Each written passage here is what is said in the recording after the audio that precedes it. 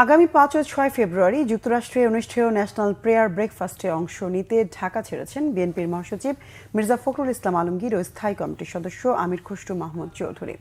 দলটির ভারপ্রাপ্ত চেয়ারম্যান তারেক রহমানের প্রতিনিধি হিসেবে লন্ডন থেকে যুক্তরাষ্ট্রে যাবেন তার মেয়ে ব্যারিস্টার জাইমা রহমান। রবিবার সন্ধ্যা 6:30টায় এমিরেটস এয়ারলাইন্সের একটি ফ্লাইটে ওয়াশিংটন ডিসিতে যাওয়ার আগে হজরত শাহজালাল আন্তর্জাতিক বিমানবন্দরে এ তথ্য জানান মির্জা ফখরুল ইসলাম আলমগীর ও আমির খসরু মাহমুদ চৌধুরী। বিকেল 3:30টার দিকে বিমানবন্দরে পৌঁছে সাংবাদিকদের জানান যুক্তরাষ্ট্রের কংগ্রেস সদস্যদের আমন্ত্রণে বিএনপির প্রতিনিধি হিসেবে তারা যাচ্ছেন।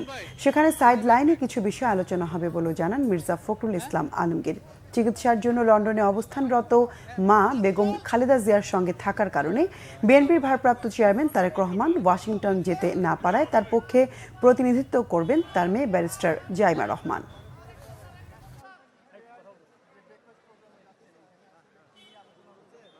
এখানে কোনো আলোচনার বিষয় নেই, একটা ব্রেকফাস্ট পেয়ার আমরা আমন্ত্রিত হয়েছি, আমরা সেখানে যাচ্ছি।